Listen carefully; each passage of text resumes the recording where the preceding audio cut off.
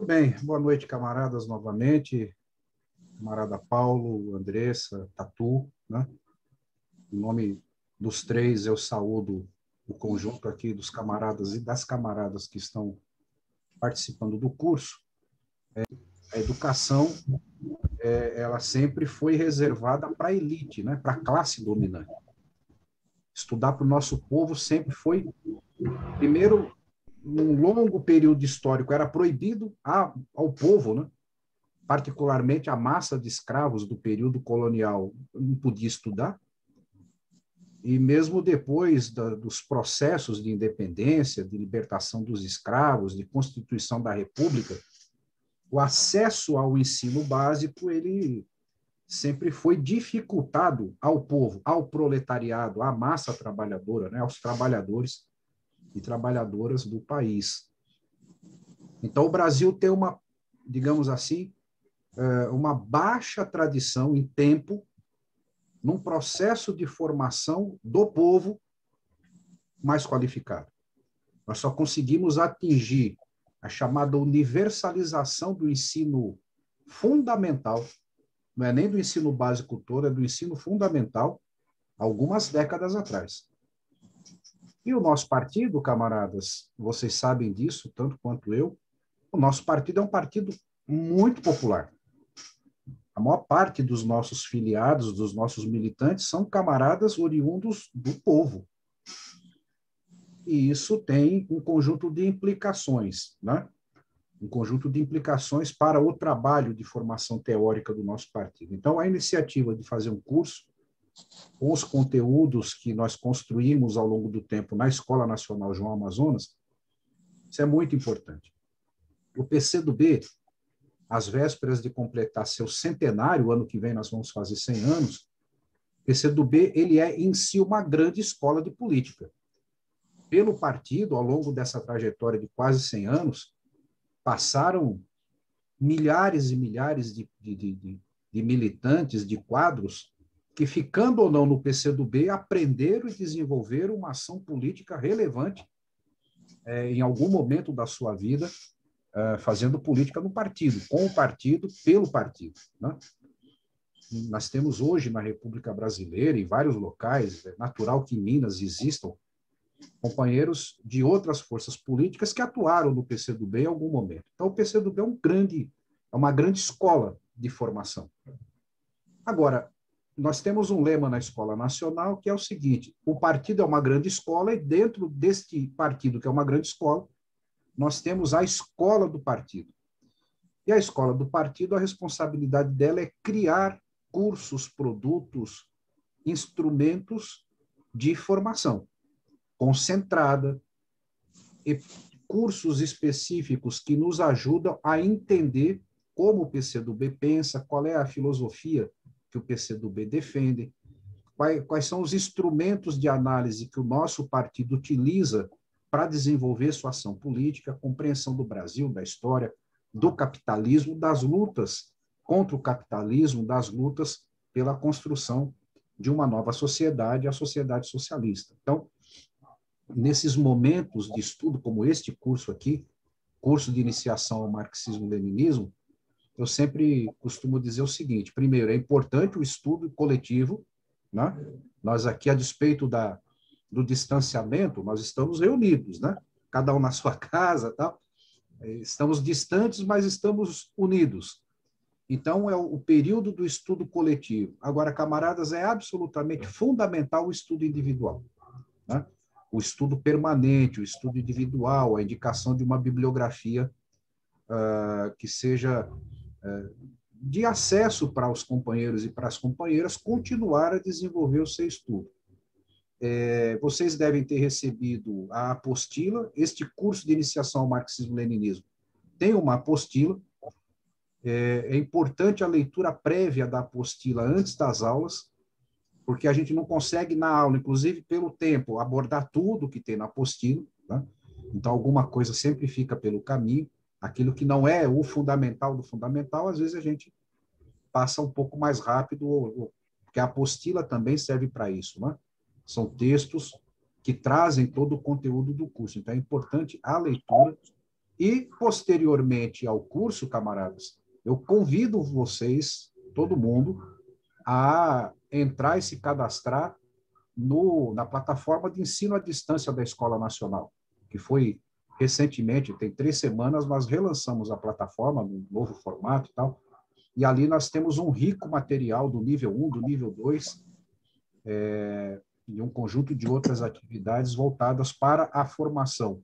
Aí sim, é o esforço de autoformação, é o esforço do estudo individual, que é absolutamente fundamental. Então, é importante sempre esse elemento da combinação da vida política, prática, organizativa dentro do partido, nas lutas do povo, nas lutas eleitorais, nas diversas frentes de luta, é uma grande escola, e esses momentos de curso concentrado nos quais a gente se debruça sobre a teoria, né?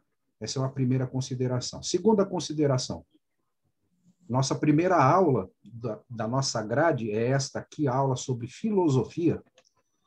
Eu sempre faço um alerta, né? Filosofia no Brasil é sempre muito maltratada. Então, quando a gente começa a pensar em filosofia, já tem gente que já entra em desespero. Meu Deus, filosofia.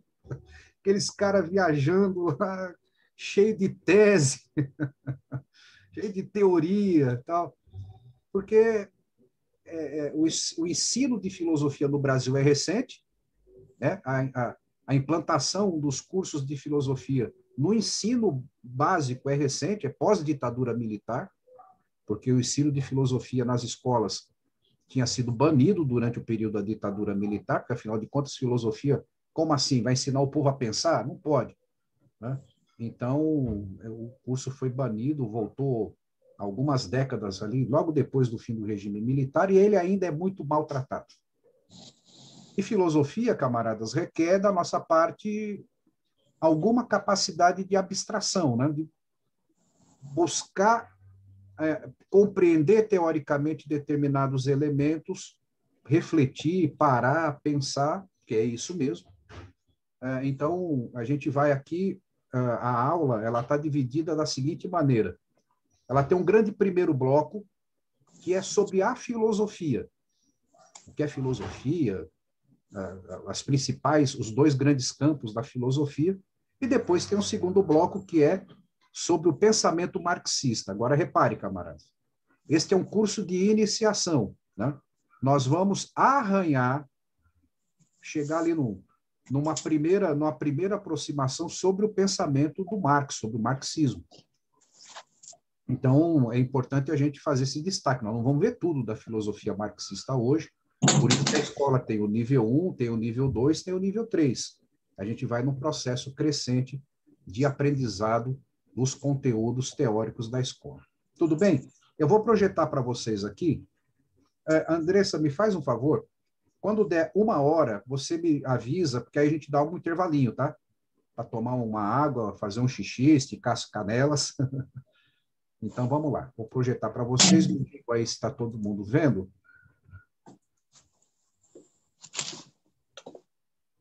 Consegue ver, Andressa? Estamos vendo.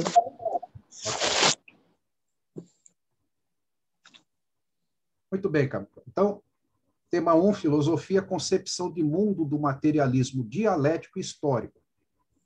Então, nós vamos entender que diacho que é materialismo, dialético e histórico. E já de cara, camaradas, eu quero dizer para vocês o seguinte. Eu tenho desenvolvido um raciocínio, alguns já me ouviram falar sobre isso. Muita gente diz assim, o Marx inventou o comunismo. O Marx não inventou o comunismo, né? O Marx inventou o socialismo. O Marx não inventou o socialismo. Antes do Marx, comunismo, socialismo já eram ideias antigas, inclusive, né?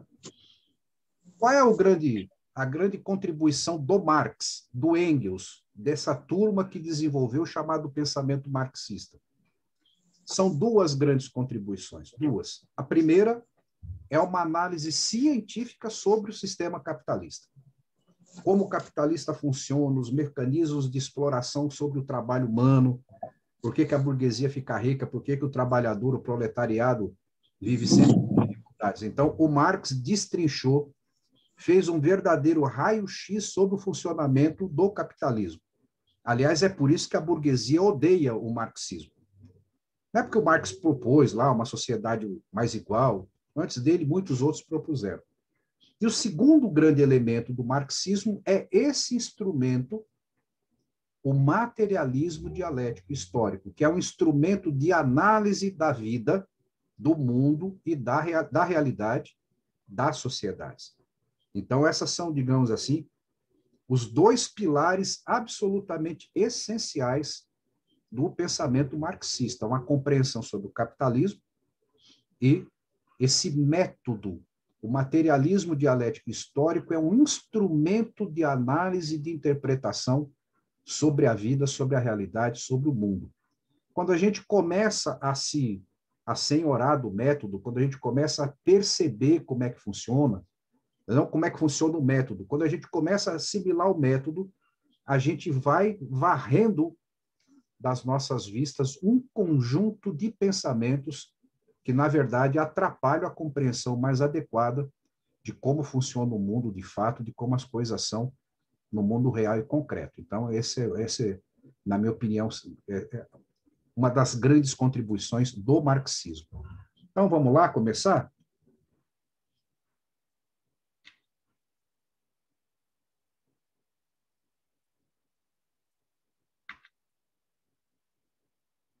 Então, primeira parte, né?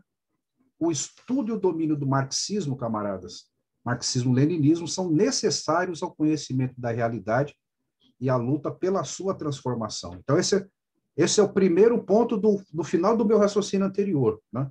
Porque que é importante para os comunistas, para um partido como o nosso, compreender, aprender, dominar o método, porque é o método utilizado para a luta. Não é o método dissociado da vida real e concreta do povo e do nosso partido. Então, coisas básicas, né? Porque a gente tem turmas mistas, tem alguns camaradas que nunca ouviram, né? Marxismo-leninismo, porque tem esse nome e tal. Então, marxismo-leninismo é um conjunto articulado de teorias, camaradas, que o objetivo é estudar o desenvolvimento da natureza, da sociedade, ou seja, conhecer o mundo. A teoria marxista-leninista, o objetivo fundamental é conhecer o mundo. É possível conhecer o mundo? Lá na frente a gente volta nisso. Será que o mundo é um grande mistério? Na nossa concepção, não. O mundo é possível ser conhecido. E se é possível conhecer o mundo, é possível conhecer os sistemas, é possível compreender o capitalismo, é possível entender por que tem gente pobre, por que tem gente rica, por que tem gente assim, por que tem gente de outro jeito, por que tem gente que hoje pensa que a Terra é plana. Não é isso, Paulo? Tem gente achando que... Eu fiquei pasmo, tem 22% dos brasileiros que acreditam que a Terra é plana. Né? Então, olha que nível de retrocesso. Mas isso é compreensível. Quando a gente utiliza esse instrumento do materialismo histórico e dialético, a gente passa a entender de modo mais adequado esses fenômenos.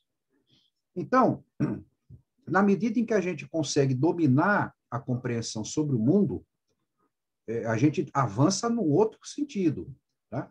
Que o marxismo-leninismo, esse conjunto articulado de teorias, eita de acho, vai começar a aparecer aqui essa telinha no Zoom. Alguém sabe como é que faz esse negócio aqui, gente? O Zoom sempre me prega essa presepada. Bom, então, na medida em que a gente passa a compreender o mundo, a gente também passa a compreender o seguinte: é possível superar o capitalismo? O capitalismo é um sistema eterno, porque essa é uma coisa que a gente ouve sempre, né? Ah, esquece esse negócio de mudar mundo. Para com isso. O capitalismo vai existir para sempre. Então, a gente, ao dominar esses elementos teóricos, a gente começa a entender a possibilidade de superação do capitalismo por uma nova sociedade. A construção de uma nova sociedade, a chamada sociedade socialista. Vocês vão estudar isso lá em Socialismo. O socialismo não é o grande objetivo do Partido Comunista. O grande objetivo é construir a sociedade comunista, uma sociedade sem classes, mas eu não vou falar disso para vocês. Quem vai falar são os outros professores nas próximas aulas. Tá? Então, o fundamental é possível conhecer o mundo? É possível superar o capitalismo? Até porque ele já foi superado na história em alguns momentos e está sendo superado em outros lugares. Então, o marxismo-leninismo é a concepção histórica de mundo, que se desdobra nos âmbitos da filosofia, da ciência e da política. Então, quando a gente olha o que o marxismo é, o marxismo-leninismo é tudo isso. Ele é filosofia, ele é ciência e é política. E é política especialmente na ação política, na luta política concreta. Então, também é todo o movimento político baseado nessa concepção. Ou seja, PCdoB está lá no nosso estatuto, né, Tatu? Está escrito lá no estatuto. PCdoB é um partido marxista-leninista.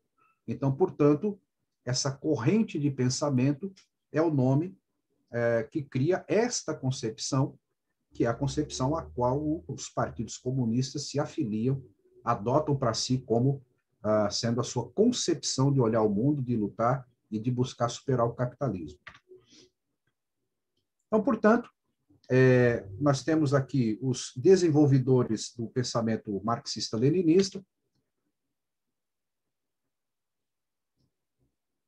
o glorioso Karl Marx, né, que 1818, 1883. O que eu vou falar do Marx, né, camaradas? O cidadão desenvolveu, junto com Engels, esse corpo teórico gigantesco, que é o que a gente chama de marxismo, né? Eu sempre gosto de dizer, né, o Marx não era marxista, nem podia. Ele era hegeliano, né? Ele vinha de uma longa tradição de pensadores da filosofia, de economistas, ele bebeu de fontes preciosas, ele estudou muito para desenvolver o pensamento dele, o raciocínio dele, e tem a sua grande obra, né? A grande obra teórica do Marx é essencialmente O Capital, que é a obra que disseca o funcionamento do capitalismo. E um conjunto de outros livros fantásticos de filosofia, de história. O Marx criou um novo método de análise da história, que é o materialismo histórico, mais na frente a gente volta nele. O Friedrich Engels foi o grande parceiro do Marx em vida, né? O Engels também é um teórico muito poderoso, camaradas, um teórico, eu gosto muito do Engels, ele tem uma obra, digamos assim, menos complexa no pensamento do que as obras do Marx, mas uma obra muito poderosa, que complementa, né? E os dois produziram um conjunto de textos e de livros conjuntamente, a começar do Manifesto do Partido Comunista de 1848, que foi produzida pelos dois. Aliás, quem não assistiu aquele livro, aquele filme, O Jovem Karl Marx, assista, camaradas. É um filme muito legal de assistir e está lá hospedado na plataforma da nossa escola. Assista porque reconstrói a amizade dos dois, como se conheceram e como eles começaram a produzir. É muito importante, tá? O papel do Engels e, evidentemente, o leninismo, né? Marxismo-leninismo tem relação com o Vladimir Ilyich Lenin, que foi o grande revolucionário que conduziu a construção da luta revolucionária na velha Rússia czarista, ali um teórico espetacular, camaradas, o Lenin, uma obra gigantesca, o homem escrevia, era um animal escrevendo, no bom sentido da palavra, tinha uma capacidade de estudo e de produção teórica gigantesca. Ele desenvolveu o marxismo, à luz do tempo em que o Lenin viveu, logo na sequência ali da primeira fase do marxismo, ele será o grande teórico do marxismo no início do século XX, até a construção da Revolução Socialista na Rússia, a formação da União Soviética. E nós somos leninistas porque, além de tudo, o Lenin desenvolveu o pensamento que constitui a essência de um partido revolucionário, que são os partidos comunistas que vão se desenvolver no século XX. O nosso partido é fruto desse movimento. Então, o Lenin construiu uma obra teórica sobre pensamento político, sobre como deve funcionar um partido, como deve agir um partido revolucionário na luta de classes. Nós bebemos dessa grandiosa obra, por isso que nós somos marxistas-leninistas. O marxismo-leninismo é constituído por três grandes partes: a filosofia, a economia política, que é o outro pilar fundamental, é a análise e a interpretação sobre o capitalismo e sobre a construção de uma nova sociedade, mas especialmente sobre o capitalismo, a economia política, e a teoria do socialismo. Ou seja, nós lutamos para superar o capitalismo, mas para colocar o que no lugar? Não basta apenas a crítica ao capitalismo. Criticar o capitalismo é fundamental, é essencial, mas substitui o capitalismo pelo quê? Então vem a teoria do socialismo, e dentro da teoria do socialismo, a necessidade da construção de um partido revolucionário, de um partido político voltado para este fim. Qual é o objetivo do Partido Comunista do Brasil? Qual é o seu projeto histórico? Nós podemos disputar todas as eleições do mundo, podemos fazer todas as greves, passeatas, todos os movimentos que são possíveis e devem ser feitos. Mas o Partido Comunista tem um objetivo histórico, que a gente chama de objetivo estratégico, é derrubar o capitalismo e iniciar a construção da sociedade socialista e desenvolver o socialismo. Então, o marxismo-leninismo é esse grande tripé que compõe, esses três elementos que compõem o pensamento marxista-leninista. Vamos para a segunda parte. Aqui, camaradas, eu vou tratar um pouco sobre filosofia e a importância do estudo da filosofia propriamente dito. Camaradas, filosofia é uma concepção de mundo. Olhar o mundo filosoficamente é um jeito de ver o mundo. Por isso que a gente fala, é concepção, né? Então, repare o seguinte. Uma coisa bastante significativa, né, é que tem várias maneiras de explicar o mundo. Por que o mundo é assim, né? Como é que o mundo surgiu? Por que ele funciona desse jeito? Por que ele não funciona de outro jeito? Existem várias maneiras, nós vamos percorrer esse caminho aqui.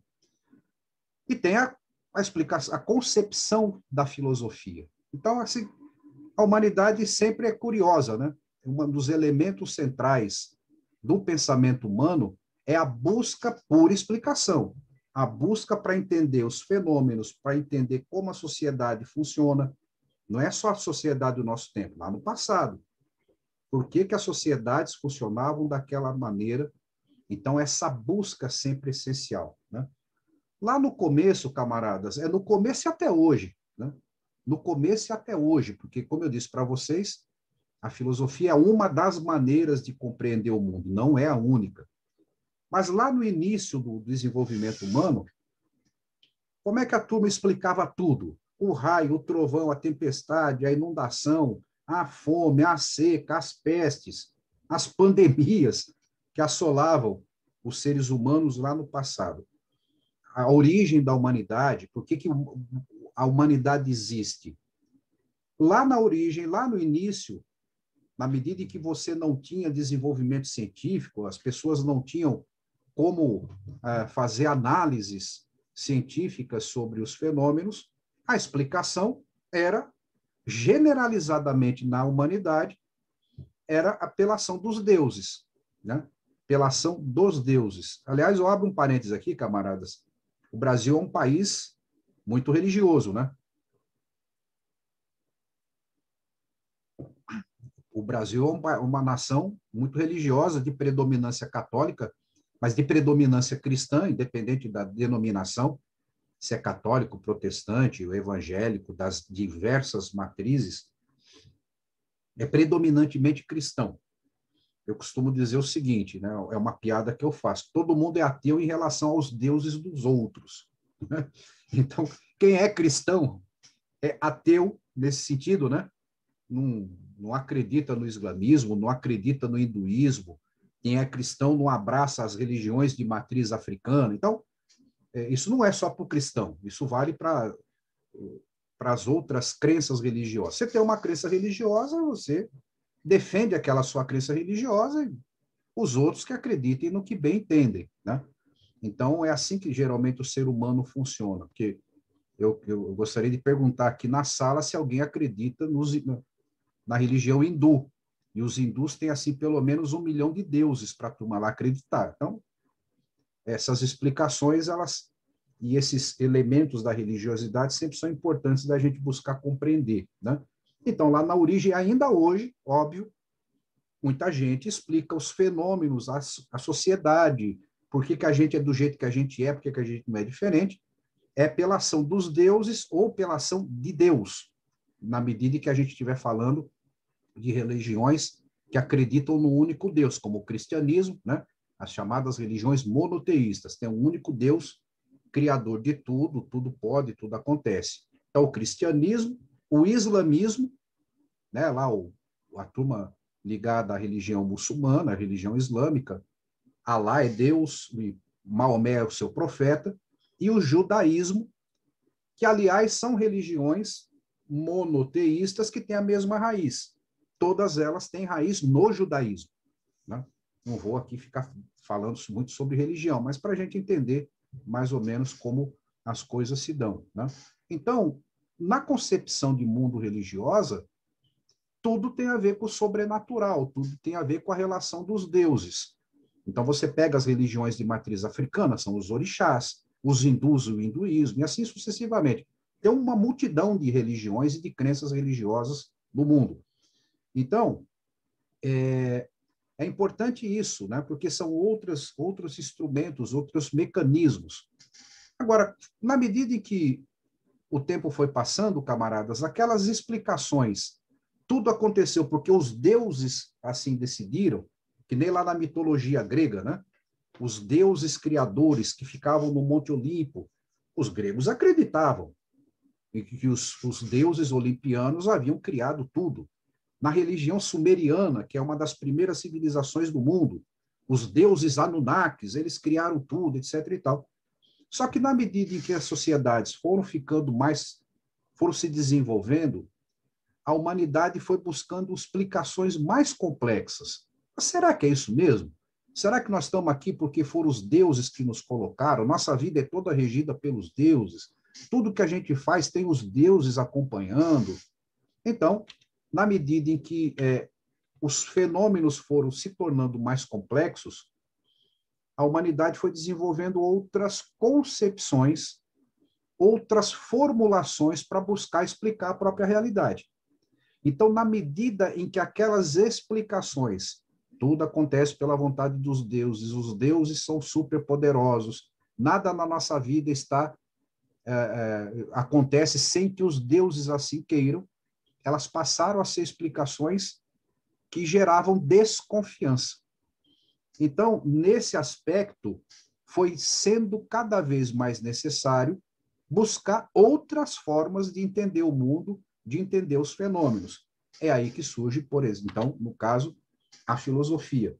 Porque, camaradas, é importante que a gente compreenda isso, né?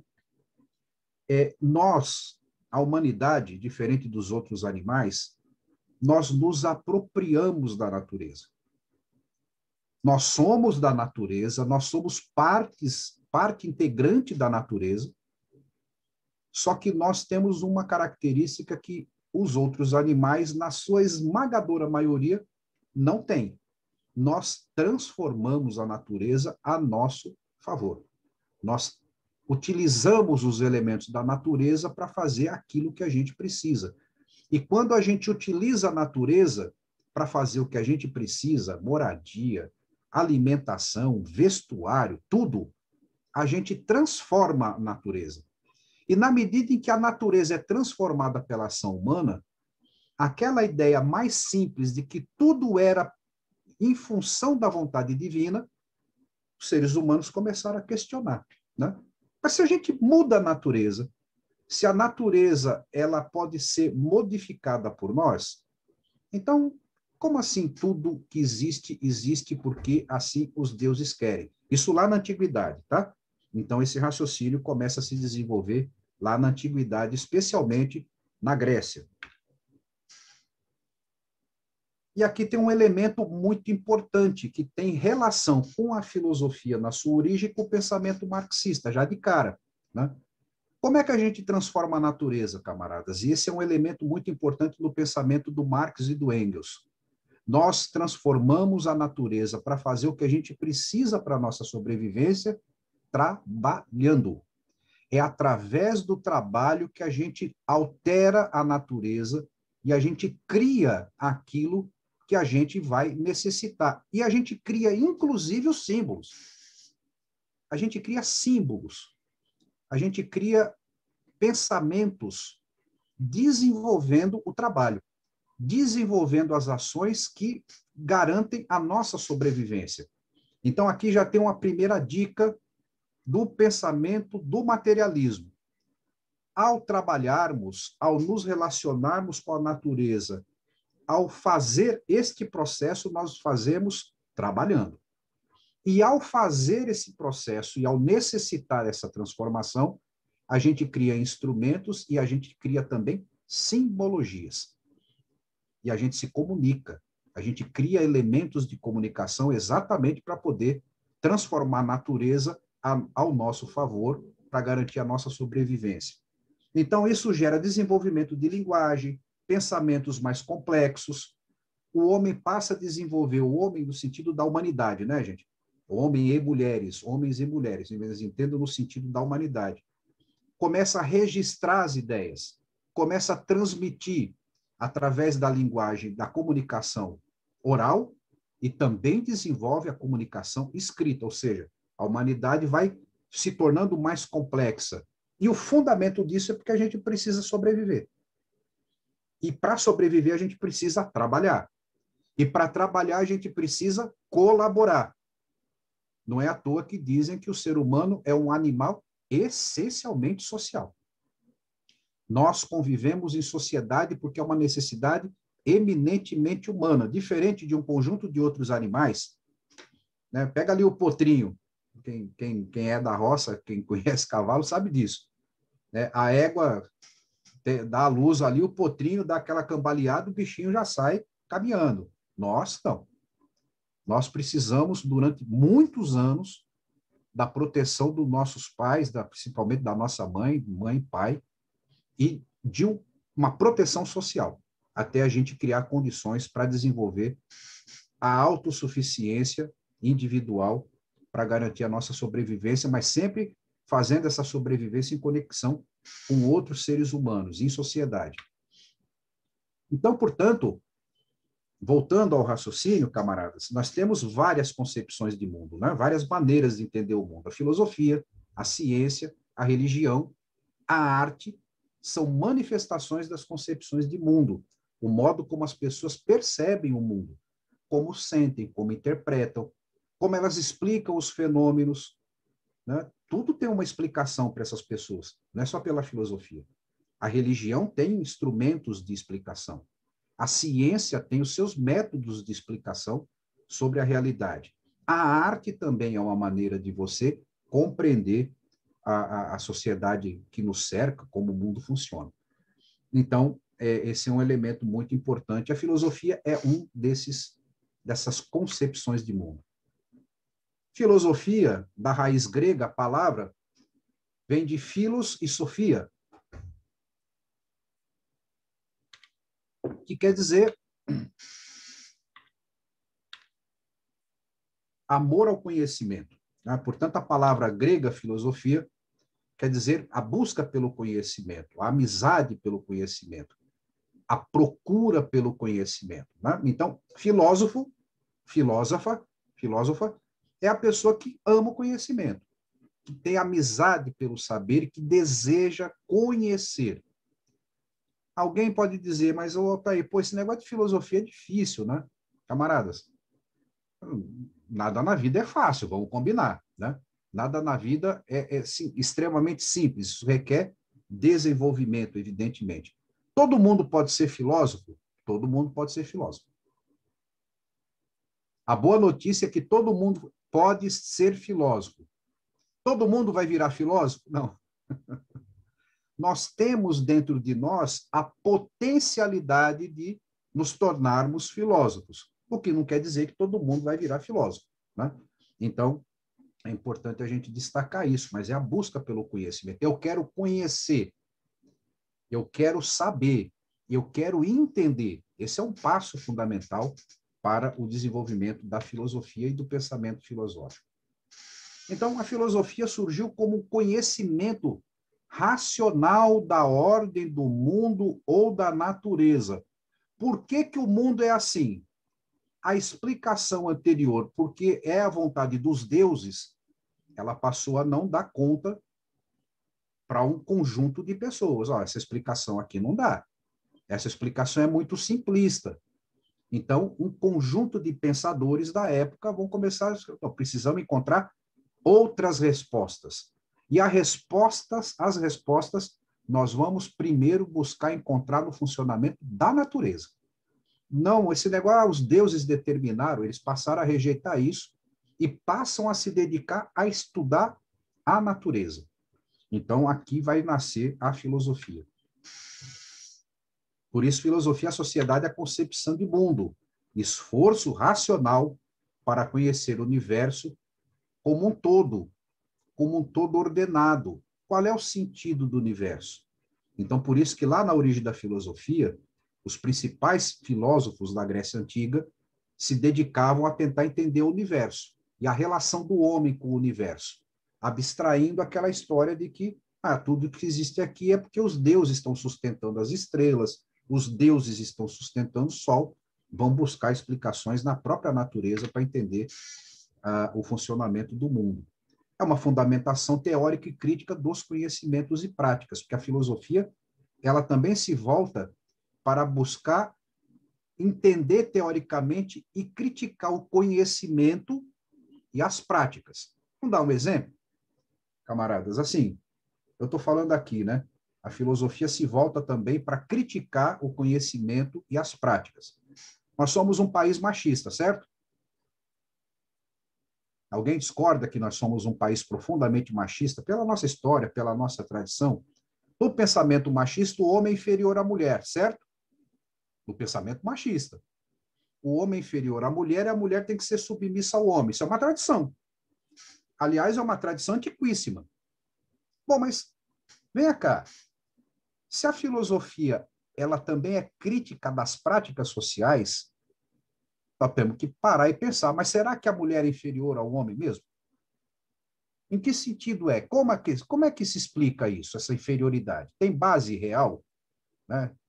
É uma base imposta? Então, veja, a filosofia tem esse elemento de criticar a própria realidade, a prática social, de analisar qual é o fundamento disso, onde é que está a raiz desse negócio. Não porque é a vontade de quem quer que seja.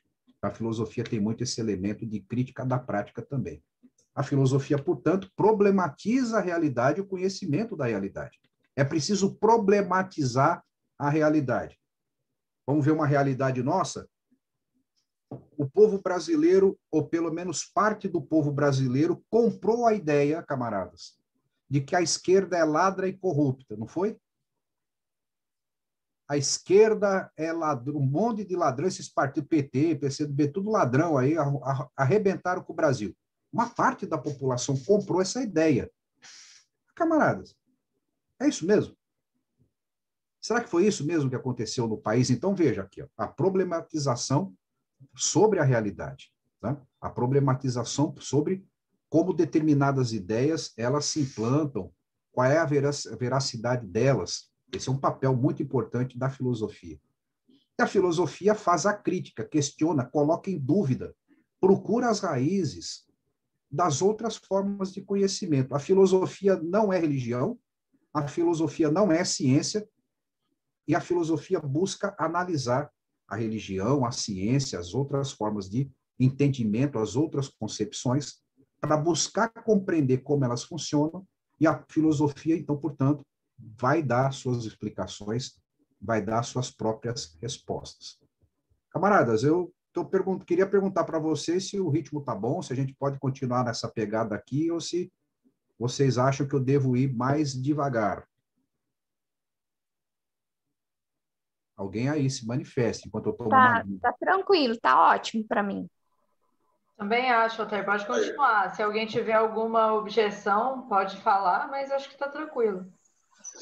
E se a gente tiver alguma dúvida, pode interromper? Melhor não, melhor na hora do debate, porque aqui, senão, a gente acaba consumindo um tempo muito grande. Como o curso não é presencial, é mais complicado fazer a interrupção, tá? Mas deixa Tá tudo para o ótimo. debate lá, as dúvidas Eu na acho fase final. que, se todo mundo concordar, a gente pode inscrever as dúvidas no chat e ao final da exposição eu apresento todas e o Isso, Altair responde. Ok. isso. Muito bem. Camaradas, ali, ó, deixa eu voltar aqui, ó. Aqui tem o canto esquerdo aqui, o senso comum, né? O senso comum, a religião e a ciência. Então, nós vamos analisar esses três elementos aqui. Filosofia e senso comum. O que é senso comum, né? Senso comum é algo que, de modo geral, as pessoas aceitam, que as pessoas praticam, que as pessoas acreditam. Então, é natural isso, né? Todas as sociedades, elas têm um senso comum. Elas têm uma forma de encarar o mundo, elas têm uma forma de encarar a realidade e de vivenciar determinados fenômenos, né?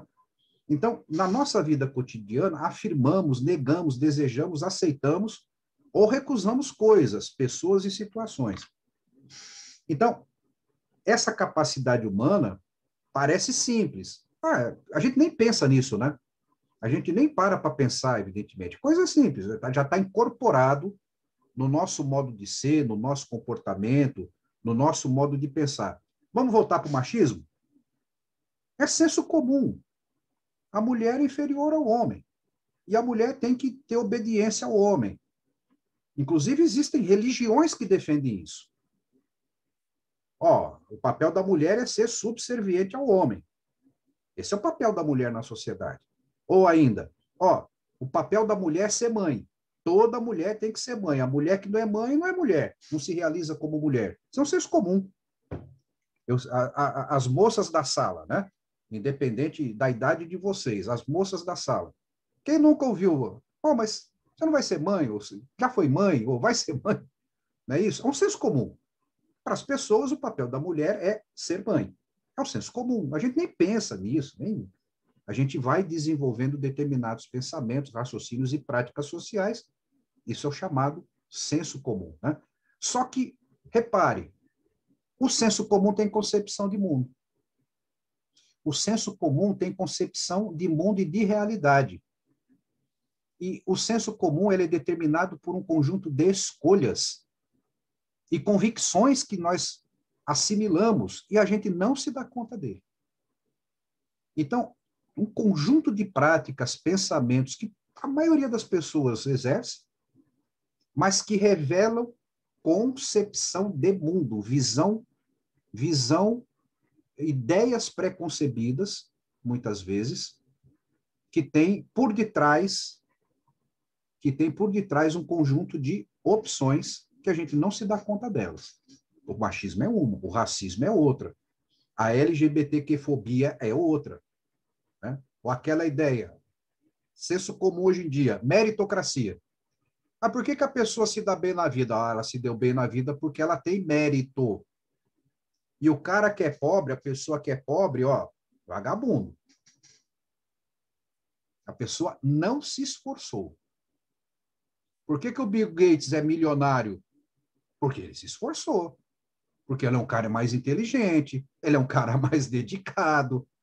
E as pessoas, elas assimilam isso e saem repetindo, entendeu? Agora, por detrás disso tem uma concepção. Esse tipo de ideia, essas ideias e outras tantas, vocês podem aqui ficar a essa altura do torneio lembrando de um conjunto de outras coisas que o povo pensa, que muitas vezes a gente pensa, e que por detrás desse pensamento existem concepções, direcionamentos para que a gente pense dessa maneira e não de outra. Porque pensar que o pobre é pobre porque o pobre é incompetente, camaradas, pergunto a vocês, a quem interessa que o povo pense que a pobreza é resultado da incompetência do povo? Olha aqui, isso é senso comum. Mas por detrás disso, o cara é pobre porque ele não trabalha, o cara é pobre porque ele é vagabundo, o cara é pobre porque ele não se esforçou. Mas o outro lá é rico, nossa, esse cara é dedicado, mais inteligente, mais capaz, mais competente. Ao pensar assim, no senso comum, a gente está incorporando uma concepção que é espalhada pelo conjunto da sociedade e que favorece alguém. Favorece alguém. Então, o senso comum é esse elemento, né, muito presente nas nossas vidas. Então, é isso, né? Tem um conjunto de outros elementos que a gente incorpora. A gente sabe, né? A Terra é esférica, a Terra gira ao redor do Sol, o dia tem 24 horas. São senso comum também, né? Eu estava falando, né? A gente acredita que a Terra é esférica, 22% da população acredita que a Terra é plana, mas enfim, né? São as coisas, senso comum. Então, deixa eu avançar aqui, que vocês já entenderam o raciocínio, né? Então, essas explicações, elas passam a fazer parte do dia a dia das pessoas, mesmo explicações científicas. Hoje em dia é o mais comum, todo mundo sabe, né? A Terra gira ao redor do Sol. A Terra gira ao redor do Sol. Hoje é senso comum, mas nem sempre foi assim. Porque já teve um período em que se dizia que o Sol girava ao redor da Terra, e era o senso comum da época. Era pela percepção, né? Pela percepção, você está paradinho aqui na Terra, você vê o Sol transitar no céu. Então, lá no período da Idade Média Europeia, e durante muitos séculos, a turma achava que era o Sol que girava ao redor da Terra, era o senso comum. Hoje a gente sabe que a Terra que gira ao redor do Sol. É outro senso comum, criado pela ciência, explicado pela ciência, mas foi incorporado ao chamado pensamento do senso comum. Aqui o exemplo, né? Esse exemplo aqui é bastante elucidativo. Já foi, lá na Idade Média, era o Sol tudo girando ao redor da Terra, porque a religião dizia isso. Era um preceito religioso. A Terra é o centro do universo, tudo gira ao redor da Terra. E aí isso deu problema. Deu um problema danado, inclusive, para quem começou a questionar essa ideia, porque as pessoas começaram a analisar, olhar para o céu, raciocinar, uma coisa, inclusive, que os gregos antigos já tinham descoberto, que, na verdade, a Terra não era o centro do universo, tinha sido perdido esse conhecimento, e durante a Idade Média se dizia que a Terra era o centro do universo, e ai de quem dissesse o contrário. Então, aqui nós vamos ter, eu não vou abrir esses quadros do Giordano Bruno e do Galileu Galilei, lá no chamado Renascimento, séculos 13 e 14, século 14, 15, avançando pelo 16, na medida em que o conhecimento foi dando avanços, foi se retomando algum nível de conhecimento científico, se começou a questionar esse senso comum, né? E a Igreja Católica, que era quem predominava na cultura da Idade Média Europeia, atacou, principalmente Giordano Bruno e Galileu Galilei. Giordano Bruno, camaradas, ele foi um pensador muito interessante. Todos eles eram da Igreja, tá? O Giordano Bruno e o Galileu Galilei eram membros da Igreja, porque a Igreja era o único, a Igreja Católica era a possibilidade que as pessoas tinham de adquirir conhecimento era entrar para a Igreja naquela época. Então, eles eram membros da Igreja Católica, mas os estudos os levaram a questionar aquilo que a Igreja Católica afirmava como sendo a verdade. A Terra é o centro do universo. O Giordano Bruno, inclusive, ele defendeu a ideia de que o universo era cheio de vida, que aqueles pontos, as estrelas, eram planetas, que existiam outros planetas com outras civilizações. Foi parar na fogueira.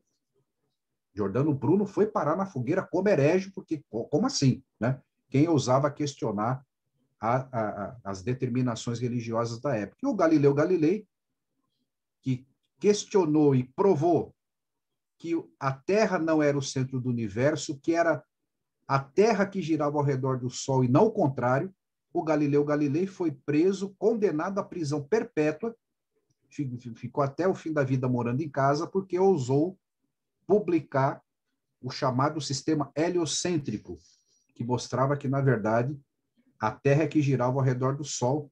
Então, portanto, questionar o senso comum em determinados momentos é problemático. É como questionar o senso comum bolsonarista, companheiros. Existe um senso comum bolsonarista hoje no país, ou não? A esquerda é corrupta, é tudo um bando de vagabundo e o Bolsonaro é mito. Vai questionar isso lá para os bolsonaristas. É tiro, porrada e bomba, não é? Assim, sensos comuns são poderosos. As pessoas assimilam e passam a acreditar naquilo como verdade. Tem coisa que é verdade, que é real, e tem coisa que não é. E a filosofia, portanto, ela é bem diferente do senso comum, porque ela se bota a criticar e a analisar o senso comum. Filosofia e religião. Camaradas, o objetivo de um curso como esse não é transformar ninguém em ateu. Não é isso. Tá? O PCdoB é um partido que é um partido laico. O PCdoB é um partido laico.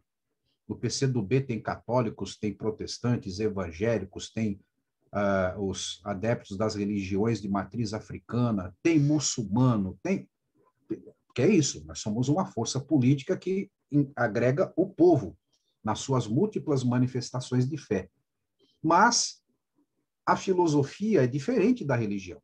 Tá? Então, as religiões, qual é a base da religiosidade? A base da religiosidade é a verdade revelada. O que é a verdade revelada? Alguém diz para você qual é a verdade. E a base dessa crença é que tudo acontece pela vontade dos deuses, numa religião politeísta, que acredita em muitos deuses, ou tudo que acontece, acontece pela vontade de Deus, nas religiões que acreditam no único Deus, nas religiões monoteístas. E as verdades religiosas, camaradas, elas são dogmas. O que é o dogma? O dogma é alguma coisa inquestionável. Você não pode questionar, é o dogma. Né? Ora, a filosofia, ela é o oposto. A filosofia, ela parte da dúvida. Questionar é a essência da filosofia. Será que é mesmo? Será que isso é real? Será que isso é verdade? Será que isso foi assim? Por que não é desse jeito? Por que é desse jeito e não de outro jeito? Então, a filosofia tem esse sentido de ser diferente da religião. Não quer dizer que a filosofia é superior e a religião é inferior. Não quer dizer também que a religião é inferior e a filosofia a religião é superior e a filosofia é inferior. São diferentes. São modos diferentes, como eu disse para vocês, são concepções diferentes de explicar o mundo. Tá? A filosofia, portanto, ela busca a relação entre o mundo e o conhecimento que se tem sobre ele. Sempre pergunta sobre as verdades e tem por principal atitude a reflexão, fundada no questionamento, na dúvida. Eu, alguns anos atrás, fui com a minha esposa num casamento, num casal de amigos, numa igreja aqui, num desses templos evangélicos, né? E eu tive que segurar minha esposa. Minha esposa é militante do partido também, foi da direção da UJS e tal. Eu tive que segurar ela, fica aí, segura a tua onda. Porque o pastor começa com aquela, porque a mulher, o papel da mulher, porque é o homem, tá, e aquilo foi dando uma quentura na bichinha. Né? E ela foi ficando indignada, eu falei, calma, fica na tua. Porque, repare, né? É aquilo que eu tenho voltado nesse exemplo, né? A mulher é inferior ao homem, a mulher submissa ao homem, o homem é tudo, o homem é o provedor. É uma concepção religiosa, tá, gente? É uma concepção religiosa. Ora, a filosofia vai tentar dizer o seguinte, mas será que é inferior? Por que é inferior? Quais são as relações que se estabeleceram para que a mulher seja considerada propriedade privada do homem? Né? Então, esse é o sentido da filosofia. Dúvida, questionamento, reflexão, buscar o conhecimento. Por isso que a filosofia é diferente da religião. A religião você aceita, é fé. Eu tenho fé, pronto, acabou. Olha, eu acredito que o mundo foi feito em 7 dias e que os primeiros seres humanos foram Adão e Eva. Para mim, me basta. Eu tenho fé nisso. Tá bom. Mas para a filosofia, não. Então, é uma diferença fundamental entre ambas. As religiões consistem basicamente em modos de interpretar o mundo segundo inspiração divina. Está errado? Não. É diferente da filosofia. Conjunto de crenças a ser difundido. É o que a gente fala, né? principalmente as religiões monoteístas, têm muito esse sentido de converter o outro para a sua crença, de converter o chamado infiel para a verdade. As religiões monoteístas têm muito isso, diferente das politeístas, que respeitam, ela tem vários deuses, as pessoas acreditam num monte de deus e tal. As religiões monoteístas têm esse sentido. É preciso fazer a pregação da palavra verdadeira. E aquela religião é tida como uma verdade absoluta. A filosofia, não. A atitude filosófica consiste em perguntar sobre certezas aceitas pelo senso comum ou pela religião, e até mesmo pela ciência. Camaradas, não é porque é ciência que está certo. Não é porque é ciência que os cientistas também estão o tempo inteiro corretos. A filosofia questiona também a ciência. É o papel dela, questionar, cutucar, perguntar, duvidar. Filosofia e ciência. Se a religião é a verdade revelada, o que é a ciência? A ciência é o conjunto de conhecimentos sobre a natureza, a sociedade e o pensamento acumulados no curso da história. Seu objetivo é descobrir as leis objetivas dos fenômenos e encontrar as explicações correspondentes. Por que chove? Por que tem trovão? O que é o raio? Por que tem seca? Por que tem pandemia? Por que tem peste? Por que tem Bolsonaro? Por que o Lula ganhou a eleição 2 vezes, a Dilma ganhou 2 também? Por quê? Ciência, ciência social, ciência física, ciência médica, ciência biológica. Então, vai buscar estudar, analisar, para tirar conclusões com bases racionais de estudo, de compreensão. Então, o objetivo da ciência é descobrir as leis dos fenômenos e encontrar as explicações correspondentes. A ciência, nas suas diferentes ramificações, aparece e se desenvolve graças à atividade prática dos homens. Trabalho, de novo. A ciência é trabalho. É estudo, é dedicação, é pesquisa em qualquer ramo da ciência. É muito trabalho, muito estudo, anos de dedicação. Diferente da religião. A religião é a fé. A filosofia, qual é o papel da filosofia em relação à ciência? É olhar a ciência. É a crítica à ciência. Será que a ciência tem razão em fazer determinadas coisas? Vamos pegar a bomba atômica. A energia atômica é um negócio extremamente importante, mas a energia atômica gerou a bomba atômica, as armas nucleares. Olha aqui a filosofia se pondo a analisar a ciência e criticá-la. Né? Manipulação genética. Vocês sabem que hoje, camaradas, já tem tecnologia. Os pais vão ali num laboratório de genética e escolhe, pode escolher, né? A tecnologia já existe. O filho, a cor do olho, o tom do cabelo, não sei o que, isso já tem tecnologia para isso. A filosofia vai dizer, mas será que é necessário isso? Né? Será que isso é bom? Então, questiona. Né? Então, o papel da filosofia na relação com a ciência também é questioná-la, não aceitar, só porque é ciência, aceitar passivamente. Tudo é passível de crítica. Tá? Então, elas têm, ciência e filosofia, têm objetos, têm objetivos diferentes. Agora, é muito importante a gente considerar, principalmente no marxismo-leninismo, na filosofia nossa, um diálogo intenso com a ciência, camaradas. Uma das características fundamentais do pensamento do Marx é que ele olhava para a ciência do tempo dele. Nós, que somos os novos filósofos, os novos pensadores do marxismo, nós temos que ter um diálogo permanente com a ciência, ao mesmo tempo criticá-la naquilo que merece ser criticado. Então, qual que é o objeto da filosofia? Olha aqui, camaradas, o objeto da filosofia é o estudo de tudo, da totalidade, não de partes específicas. Por isso que, veja, no pensamento marxista-leninista, no materialismo histórico e dialético, a gente vai chegar a isso um pouco mais na frente, não nos basta aquela explicação do senso comum. Ó, o pobre é pobre porque o pobre não trabalha, ou é incompetente na hora de trabalhar, e o rico é rico porque o rico é mais competente. É mesmo. Nós vamos buscar olhar o todo, as relações sociais, as relações econômicas, as relações culturais, as relações do senso comum, que criam uma estrutura social que permite que existam pobres, ricos, miseráveis, classe média, uma desigualdade profunda no mundo. A filosofia, portanto, busca entender aquele fenômeno na sua totalidade, não numa partezinha pequena. Ah, o cara é rico porque ele ganhou dinheiro. Tá bom, mas se explica o quê? Tá? Então, por isso que a filosofia, eu estou pegando aqui a filosofia do ponto de vista da sociedade, do funcionamento da sociedade, né? Ela busca a explicação na sua totalidade, relacionando as coisas, relacionando as partes que aparentemente estão desconectadas, né?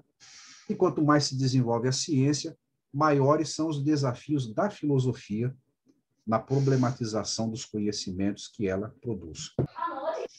Muito bem. Então, camaradas, assim, mas qual que é a mesma da filosofia, né? E qual que é mesmo a da filosofia marxista-leninista? A gente já viu isso, né?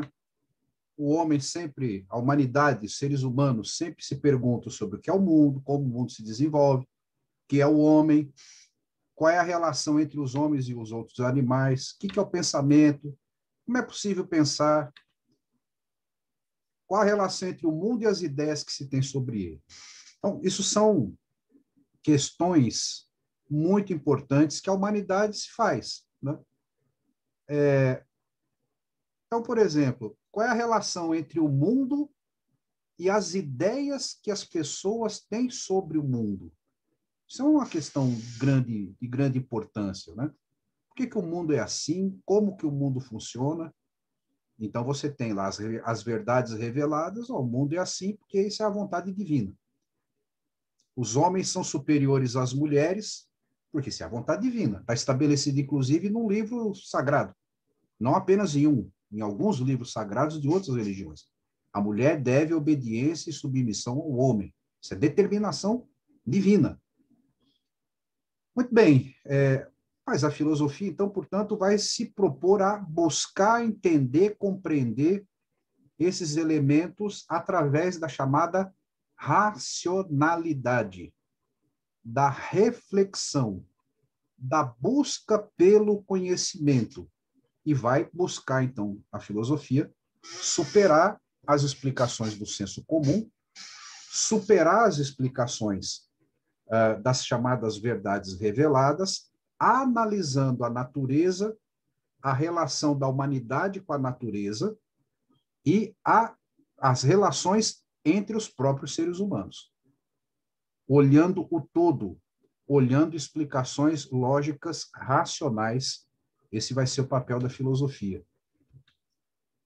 Então, a questão fundamental da filosofia. Aqui, camaradas, vai precisar de cada um de vocês, de cada uma, um pouco de mais atenção ainda daquilo que vocês já estão desenvolvendo e mais reflexão, né? Qual é a relação entre o ser, a existência material e o pensar, a consciência? Da onde brota o nosso pensamento? Qual é a origem do nosso raciocínio?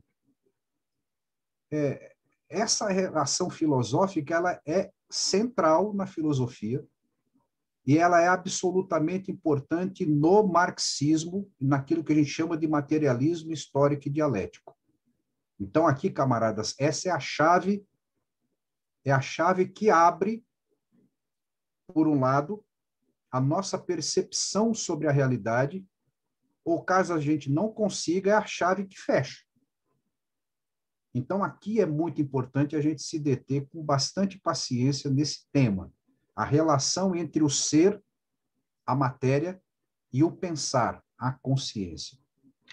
Veja, dessa primeira questão, a relação entre o ser e o pensar, vem duas outras questões. Primeiro, o que é que vem primeiro, camaradas? O que determina? O que é principal? A matéria ou a consciência? Essa é uma questão que dividiu a filosofia lá na sua origem e é uma divisão que continua até hoje, vocês vão ver aqui. E essa divisão não é só uma divisão, porque esses caras ficam aí pensando o que é primeiro, se é a matéria, se é a consciência. É porque isto, camaradas, aqui é que está o grande lance. É porque dependendo da resposta que as sociedades, que as pessoas, que as coletividades dão para essa questão, dependendo da resposta, você vai criar uma concepção sobre como o mundo funciona. E não apenas isso. A resposta que você dá vai condicionar o seguinte: é possível ou não mudar a sociedade? Olha aqui o tamanho da encrenca que eu estou colocando vocês nela. Essa chave, o que vem primeiro? Se a matéria ou a consciência, essa é a chave que vai, inclusive, chegar a nos dar a seguinte resposta: é possível ou não transformar a sociedade?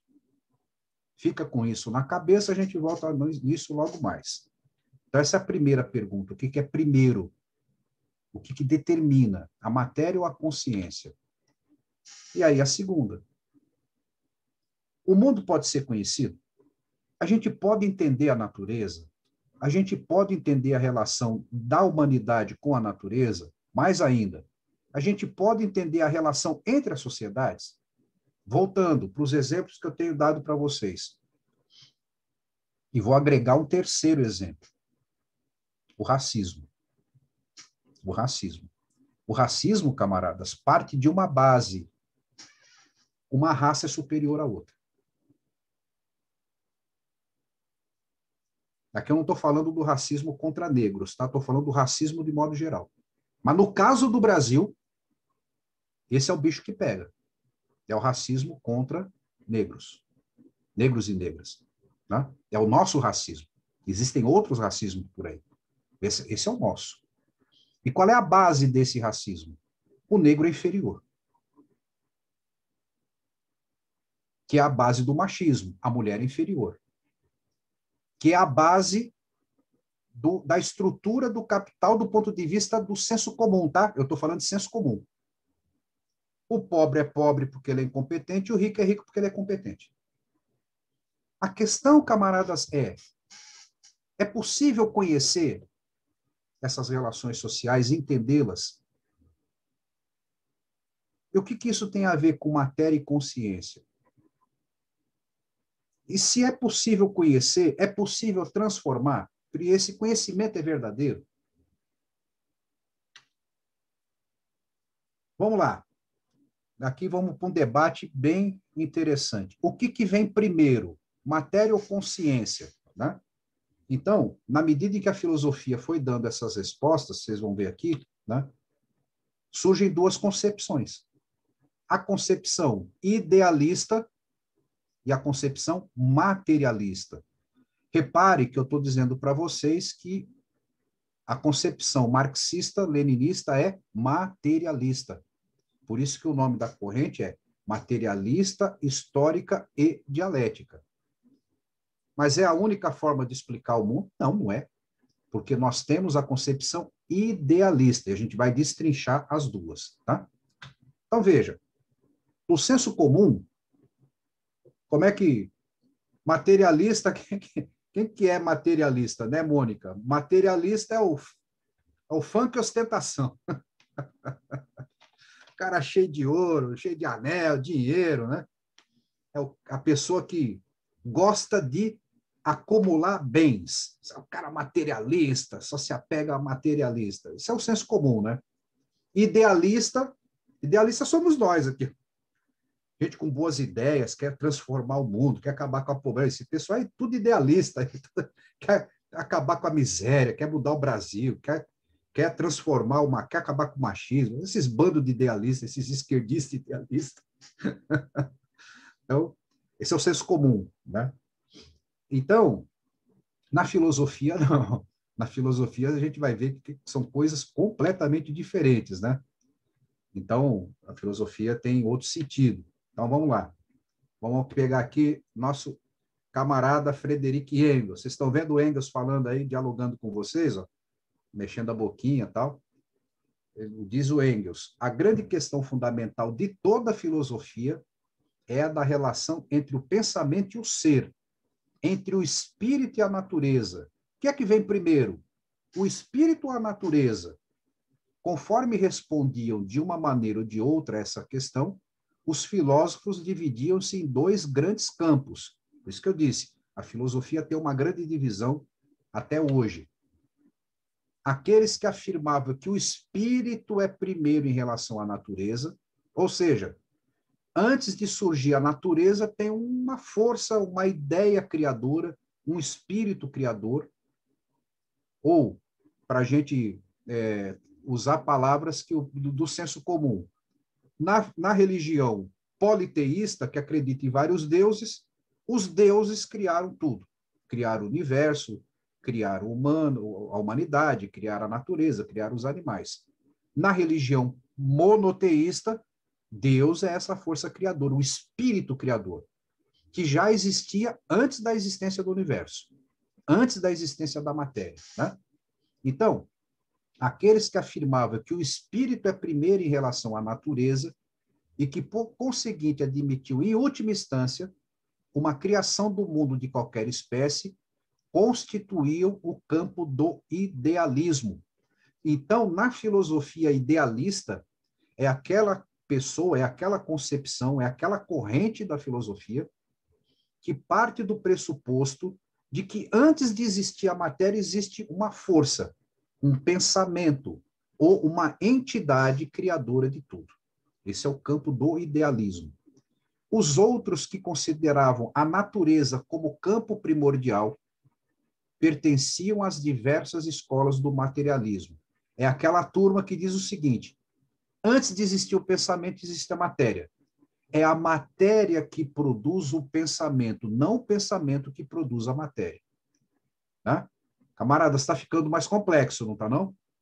Está ficando aí um pouco mais sofisticado o raciocínio. Mas vamos com paciência que a gente chega lá, pelo menos para entender mais adequadamente essa diferença entre essas duas correntes. Idealismo. Os filósofos idealistas consideram que a consciência é anterior e que a matéria brota dessa consciência. Tem uma consciência, tem um pensamento, tem uma força sobrenatural, e é este pensamento, esta consciência, esta força sobrenatural que produz a matéria. Ou seja, que a consciência existindo antes da matéria deu origem à vida e é base de tudo que existe no mundo. Ou seja, tudo que existe no mundo é produzido pela ideia, pelo pensamento, por uma força sobrenatural, por uma força superior que tudo criou, criou a natureza, criou a matéria. Aqui nós temos alguns filósofos idealistas. Platão, lá do século V a.C., o René Descartes, lá do século XVI, século XVII, foi absolutamente fundamental para o desenvolvimento da ciência moderna. O Immanuel Kant, pensador extremamente importante, extremamente poderoso, do século XVIII. Então, são exemplos, aqui eu não vou falar deles, não vou entrar na obra deles, não tenho nem tempo para isso, mas são exemplos de filósofos idealistas. Eu admiro os três, camaradas. São três pensadores absolutamente fundamentais para o desenvolvimento do pensamento. Da mesma forma, e o materialismo, os filósofos materialistas consideram que a matéria é anterior, que a matéria é primária, e que o nosso pensamento, a nossa consciência, as nossas ideias, elas brotam da matéria, das nossas relações materiais, da nossa existência numa determinada sociedade material, né? Partem do princípio segundo o qual a natureza existe independentemente do pensamento e da vontade dos seres humanos, e a natureza possui leis próprias. Camaradas, repare o seguinte, eu faço uma pergunta para vocês, sacana, né? Porque nós não estamos numa sala de aula presencial, então vocês não vão poder responder agora. Existia a natureza antes da existência do ser humano? Né? A resposta é sim. A resposta é sim. Ora, se o ser humano é o ser que produz o pensamento. Se nós produzimos raciocínio, se nós produzimos pensamento, ideias, a natureza existe antes da nossa existência, como seres humanos. Certo? Então, comece a entender aí uma chave para esse pensamento materialista, tá? Parte do princípios materialistas, segundo a qual a natureza existe independente do pensamento, independente da vontade dos seres humanos. A natureza não existe em função da vontade dos seres humanos. Nós fazemos parte da natureza, inclusive. Nós somos parte dela. Nós não estamos acima dela. E nós não produzimos a natureza. A natureza nos produziu. Essa é a base do pensamento materialista, uma delas, né? Filósofos materialistas, Demócrito, também grego, veja lá que eu estou dizendo para vocês que essa divisão entre idealismo e materialismo vem lá da Grécia Antiga. Demócrito, o John Locke, pensador inglês, filósofo inglês do século XVII, fundamentalmente do século XVII, e o nosso Karl Marx, né? São 3 exemplos aqui de filósofos materialistas, de uma longa linhagem, tanto de pensadores idealistas, como uma longa linhagem também de pensadores materialistas. Ora, a filosofia marxista, camaradas, ela é materialista, pois compreende que a matéria determina a consciência. Pô, Altair, esse negócio está ficando mais complicado, né? Mas vamos raciocinar no seguinte. A Andressa, vou pegar a Andressa aqui como minha bode expiatório aqui na aula. Andressa, a essa altura do torneio, você não tomou sua canjiquinha ainda, ou pelo menos parece que não? Na medida em que as horas vão avançando, vai surgindo aí na tua cabeça a ideia de um belo prato de canjiquinha com vinho, certo? Ó, a ideia. A partir dessa ideia que vai se formando na sua cabeça de ter um belo prato com canjiquinha com vinho, você vai, logo na sequência, produzir um prato de canjiquinha e colocar um belo vinho no seu copo, não é verdade? Não é assim que acontece? Para o filósofo idealista, a tua ação de colocar a canjiquinha para comer com vinho brotou da sua ideia. Você teve uma ideia. Olha aqui, a ideia. Eu, acabando essa aula aqui, eu vou comer uma canjiquinha e tomar um vinho. Foi a sua ideia, não foi? O filósofo materialista vai dizer o seguinte, verdade. Você vai executar uma ideia. Você pensou na canjiquinha e no vinho. Por isso que você vai executar essa ideia, é verdade. Só que o materialista vai dizer o seguinte, mas por que você teve essa ideia? Porque você tem fome. E a fome é uma função biológica determinada pela natureza. A natureza dota o ser humano de determinadas necessidades de sobrevivência, e a partir dessa necessidade de sobrevivência determinada pela ação da natureza, nós criamos as ideias, e a partir dessa necessidade que nos faz criar ideias, aí é que a gente bota as nossas ideias em execução, a partir da nossa relação com a natureza, com a materialidade. É a mesma coisa a ideia de casa. Por que você precisa de uma casa? Você vai lá e, eu preciso de uma casa, você pensa, né? Eu preciso de uma casa, você está pensando. Eu tenho dinheiro para alugar uma determinada casa em tal valor, você está pensando. Você está idealizando, você está produzindo um pensamento. Aí você vai e aluga uma casa de acordo com o teu salário, ou compra uma casa de acordo com o teu rendimento, você vai lá e compra uma casa. Você materializa a ideia de ter uma casa, beleza. Mas por que surgiu a ideia de que você precisa de uma casa? Porque você precisa ter um abrigo. A tua relação com a natureza, a tua relação com o meio ambiente te determina a procurar um abrigo. Porque se você não tiver um abrigo, você estará ao relento.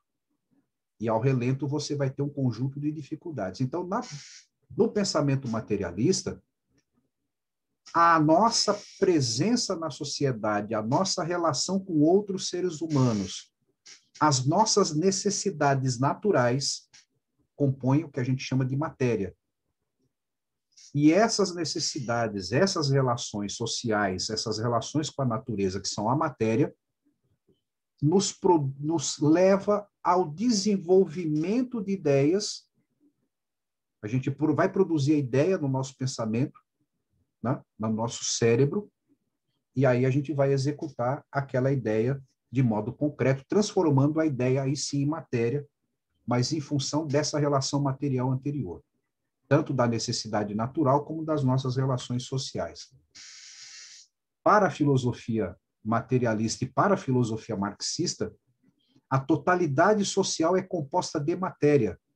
Olha aqui a expressão, a totalidade social, as nossas relações com os seres humanos e as nossas relações com a natureza, as necessidades que nós temos e a forma como nós nos relacionamos com os demais seres humanos, na nossa família, na nossa vizinhança, no trabalho, na escola, no partido, na luta política, formam a totalidade da matéria. E consciência, né, é composta de matéria e consciência, e sua forma de existência mais geral é o movimento. A partir desse conjunto de relações, a gente se põe em movimento. Vejam, nós temos uma ideia, não temos? Qual é a ideia do partido, que o partido ofertou ao Brasil? Para derrubar o Bolsonaro é necessário uma frente ampla. Não é essa a ideia? Bom, mas essa ideia brotou da onde?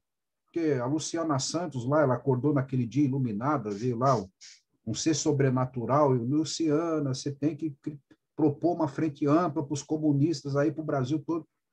Não. A frente ampla brotou em função da necessidade de enfrentar um inimigo poderoso que é o fascismo, que está no poder, que está no controle do país, ou pelo menos está no controle da presidência da República e no controle de um conjunto de instrumentos sofisticados de comunicação. Frente ampla. A ideia de frente ampla, ela brotou da relação social do Brasil, objetivamente, hoje. E nós materializamos essa ideia em discurso, em funcionamento, em conversa com outras forças políticas. Olha aqui, né? A totalidade social. Tem um governo de extrema-direita no poder. Esse governo, se levar a cabo o seu grande projeto, implanta uma ditadura reacionária, assassina no Brasil, e isso nos obriga a pensar. Como reagir? E isso nos levou a fazer uma composição de uma proposta, frente ampla. Tem outras forças que têm outras ideias, essa é a nossa. Né? A nossa ideia brota em função da necessidade.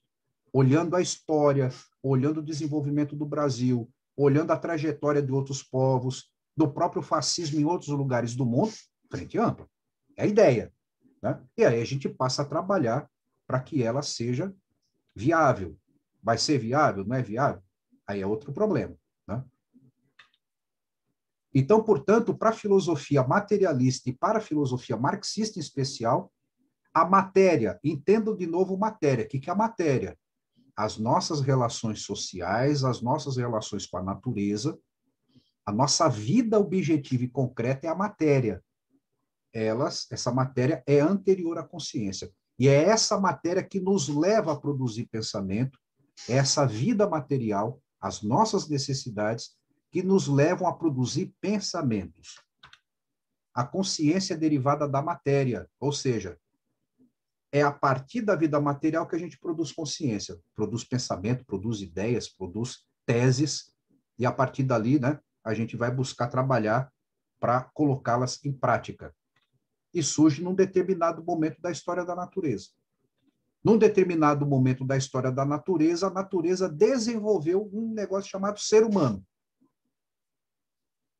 que hoje todos nós, eu não digo, né, mas que boa parte da humanidade compreende que o ser humano é fruto de uma longa, complexa, contraditória evolução natural. Natural, uma evolução natural. Antes da nossa espécie, outras espécies pré-humanas ou humanas de outro tipo existiram para que se chegasse a isso que nós somos. Como a gente chama, né? Homo sapiens sapiens. Os homens inteligentes, sábios, a nossa espécie. Mas antes da nossa espécie, Existiram outras. É porque o Altair quer? Não, é porque tem prova. Tem esqueleto, tem tumba, tem achado arqueológico, que comprovam que o homem é o resultado de um processo de evolução natural, e não como defendem determinadas religiões, que a gente foi feito prontinho, acabado, pela vontade de deuses, etc. e tal. A matéria produziu, a natureza produziu o ser humano. E a natureza, ao produzir o ser humano, a natureza vai propiciar também o desenvolvimento do pensamento, da ideia. E como eu perguntei para vocês, né? Existia a natureza antes da existência do ser humano? Muito. O ser humano é jovem na natureza, né? O nosso planeta tem pelo menos 4 bilhões de anos, segundo os últimos cálculos. O ser humano, nossa espécie, tem mais ou menos 150 mil anos, 100 mil anos. Então, nós somos muito recentes no planeta Terra. A consciência é uma propriedade da matéria altamente organizada. Olha que barato. O que é o pensamento, camaradas? As nossas ideias, o pensamento, o nosso raciocínio, olha o que está dito aí. A nossa consciência é uma propriedade da matéria altamente organizada. Essa matéria altamente organizada tem um nome, chama-se cérebro. Cérebro é matéria altamente organizada, que passou por um processo de desenvolvimento, por um processo de evolução. A matéria é toda a realidade que existe fora da consciência.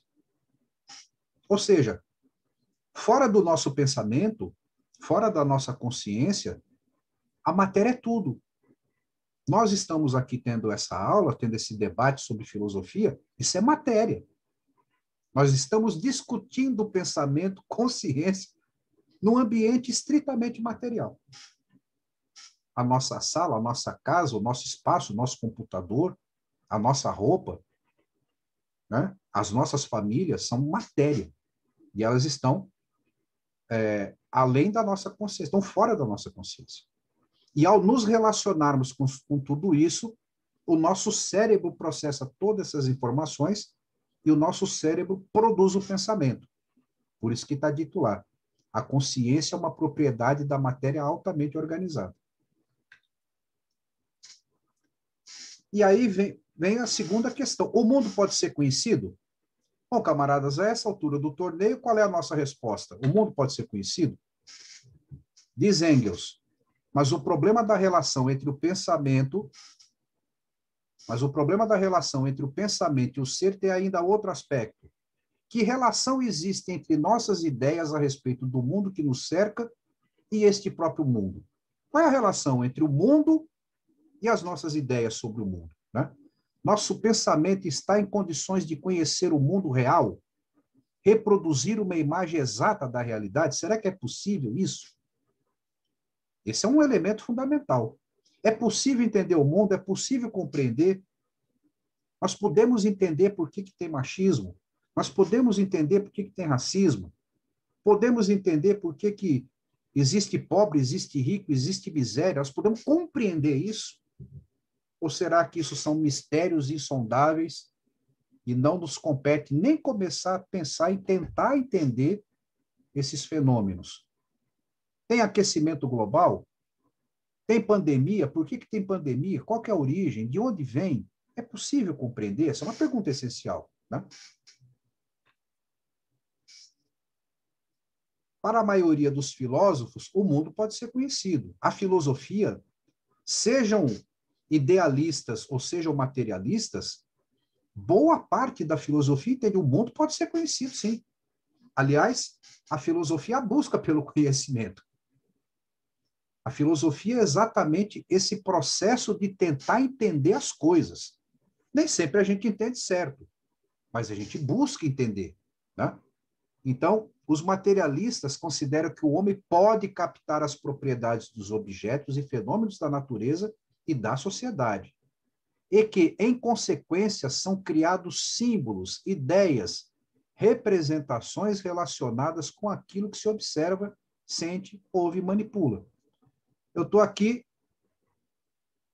eu estou com um objeto na minha mão, camaradas. Eu vou dizer o nome do objeto, imediatamente na cabeça de vocês vai ser projetada uma ideia. Vocês vão projetar uma ideia e um símbolo. Muito concreto, muito material. Eu vou falar a palavra, é automático. Na cabeça de vocês vai aparecer copo. Copo.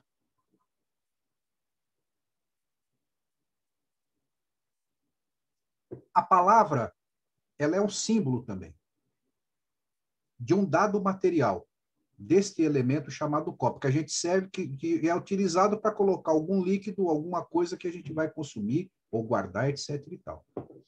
Então, os materialistas consideram que nós podemos captar as propriedades dos objetos e fenômenos da natureza e da própria sociedade.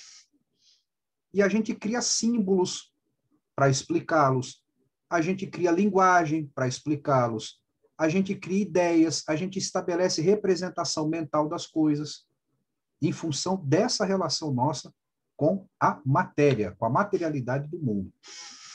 Já os idealistas consideram que a ideia, a razão, os raciocínios lógicos têm autonomia e primazia, ou seja, são superiores diante da realidade e são as chaves explicativas dos objetos e dos fenômenos. Então, para o idealista, a ideia, o raciocínio lógico, eles funcionam independente da matéria.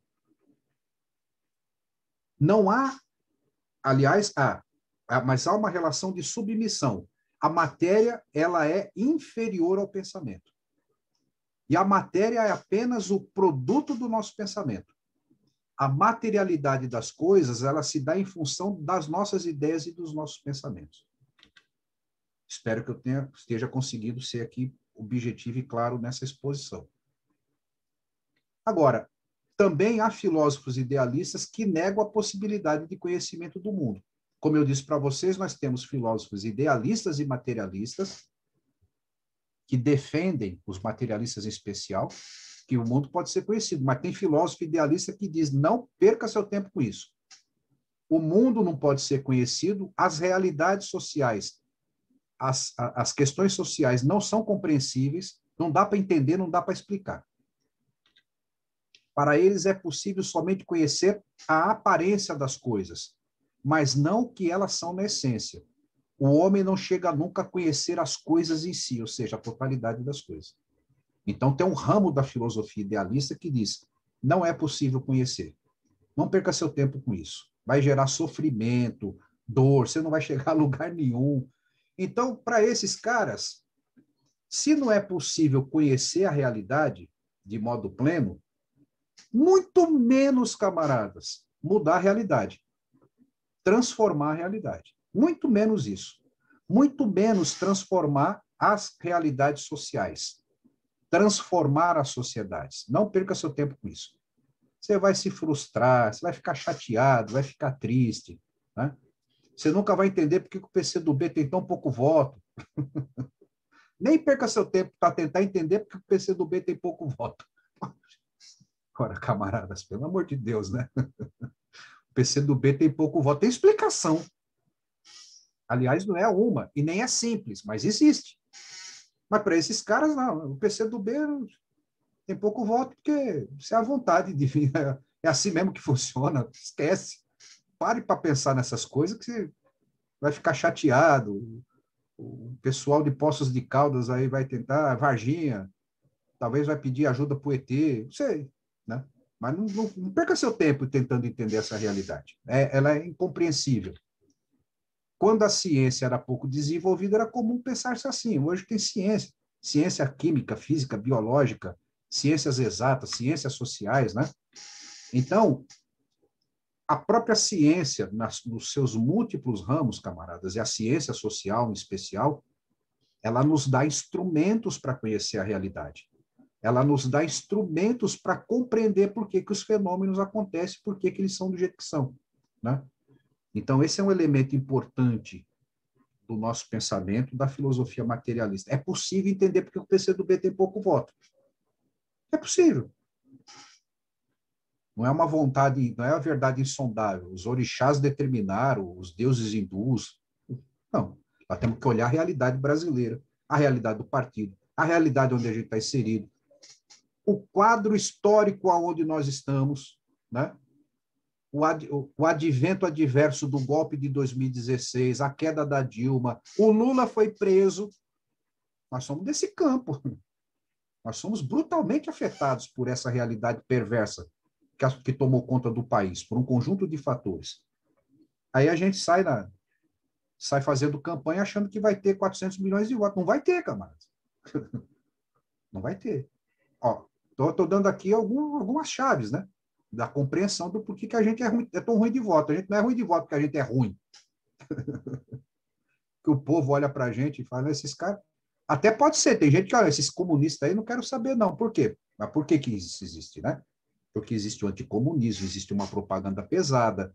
Nós fizemos parte de um campo político que governou o Brasil durante 3 mandatos e meio e foi derrubado, foi considerado... Aí você vai buscando a explicação do porquê das coisas, né? Enfim, para a filosofia marxista, camaradas, eu estou indo para os finalmente. O mundo pode ser conhecido. A filosofia e as ciências buscam explicar o desenvolvimento da natureza, da sociedade e do pensamento. A filosofia marxista enfrenta o debate com as correntes que negam a possibilidade de conhecer o mundo. Isso é um debate, argumentando que a busca da essência dos fenômenos é exatamente a razão de ser da filosofia e das ciências, e defendendo que elas podem chegar a essa essência. Para nós, materialistas, marxistas, é possível compreender, entender, conhecer. O próprio fato de o homem reproduzir produtos da natureza, por exemplo, matérias corantes extraídas de plantas, e de colocar esses produtos a seu serviço, demonstra essa possibilidade. Nós transformamos a natureza. E ao transformar, a gente conhece a natureza. A gente faz um movimento combinado, a gente conhece, experimenta, erra, tentativa e erro, depois desenvolve teoria para aquilo, né? E a gente vai processando um conjunto de transformações, porque a gente passa a conhecer, a gente passa a ter domínio sobre esses elementos. Sem conhecer os produtos e suas propriedades, como o homem poderia reproduzi-los e utilizá-los? Olha aqui, né? Como é que a gente transforma árvore em lápis? Como é que a gente transforma lápis em escrita? É porque a gente domina, a gente passou a dominar esses elementos da natureza. A gente passou a conhecer a natureza. Para a filosofia marxista, a possibilidade de conhecimento do mundo não é dada absolutamente a cada indivíduo, mas à humanidade em seu conjunto. Olha aqui que interessante. Quer dizer que todo ser humano vai conhecer plenamente a realidade? Não. Lembra que eu falei que todo mundo pode ser filósofo, mas nem todo mundo será filósofo? A humanidade tem um potencial de desenvolvimento de conhecimento, mas não quer dizer que todo mundo vai desenvolvê-la. Vamos voltar para os nossos terraplanistas? Vamos voltar para eles? Ou seja, tem 22% de população no Brasil que acredita que a Terra é plana. Isso quer dizer que a Terra é plana? Não, porque a Terra não é plana, mas as pessoas acreditam. Ou seja, nem todo mundo vai desenvolver o conhecimento, mas a humanidade, no seu conjunto, desenvolve o conhecimento. Eu costumo dizer, camaradas, o seguinte, que eu acredito muito no futuro da humanidade, mas não no futuro de certos seres humanos, entendeu? Principalmente os bolsominions raiz. Porque aí não tem jeito, chega numa hora, não avança, não vai, não passa daquilo, não consegue, por um conjunto de fatores, né? A humanidade, em seu conjunto, tem capacidade, tanto em relação ao que acontece na época em que se vive, é possível entender os nossos fenômenos, é possível entender o bolsonarismo, compreendê-lo à luz da história brasileira, das características da sociedade brasileira? É possível ou não? Né? Como a relação na época e com o passado.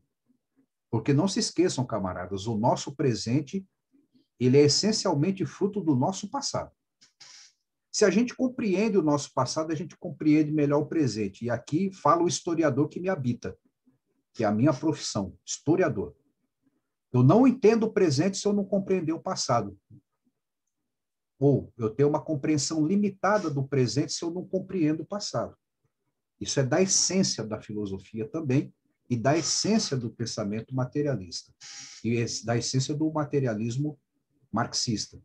E ainda no que diz respeito às tendências de desenvolvimento do futuro. Olhando o passado, olhando o presente, camaradas, a gente pode fazer projeções para o futuro. Não é leitura de bola de cristal, não é leitura de búzios, são projeções que a gente pode desenvolver para o futuro olhando para o passado e para o presente. O que não se conhece hoje pode vir a ser conhecido com o desenvolvimento das ciências e da prática humana. Tá? Como se chega ao conhecimento do mundo? Vimos que o materialismo e o idealismo filosóficos refletem sobre o que é o mundo. Se é principalmente matéria, um conjunto de fenômenos, fatos, processos que são conceituados, representados pela atividade consciente do cérebro humano. Ou se é principalmente consciência, um conjunto de ideias, conceitos e símbolos que criam as coisas que lhes dão vida e significado. A filosofia também estuda como é o mundo. Se o mundo é algo em desenvolvimento, em transformação, se seus fenômenos e processos estão interligados, unidos. Ou se é estático, fragmentado, sem ligação, desorganizado, caótico. Então, camaradas, nós entramos, né? Nós somos filósofos materialistas dialéticos. Então, vamos aqui dissecar a expressão dialética. Dialética, palavra de origem grega, que quer dizer diálogo, contraposição de ideias. Então, o debate de ideias. Lá no grego, para os gregos antigos, a dialética era essencialmente vinculada a essa disputa de ideias, ao debate de ideias, ao diálogo de ideias. De início, a dialética queria dizer que o conhecimento se forma mediante o movimento de ideias, a relação da consciência com ela mesma e com outras consciências. Ou seja, conhecer, para os gregos, para você conhecer, você tinha que dialogar, você tinha que perguntar, você tinha que buscar respostas, você tinha que debater. Era assim que se processava o movimento para a geração do conhecimento.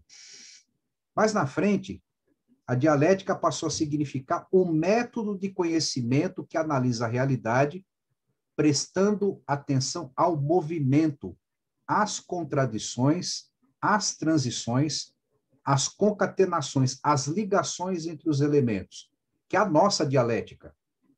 No nosso caso, camaradas, veja, materialismo, a matéria, a natureza, as relações humanas, as relações sociais, a matéria, ela produz o nosso pensamento, ela nos leva a pensar, a criar ideias, a criar consciência. O elemento materialista. Dialético, por quê? Porque, camaradas, nós olhamos as disputas, nós olhamos as contradições, nós olhamos as forças políticas e sociais que disputam o poder, que disputam as ideias. Vamos voltar para o nosso exemplo que eu tenho dado. Por que que o pobre é pobre e por que que o rico é rico? Ora, se nós somos materialistas, nós vamos olhar as relações sociais,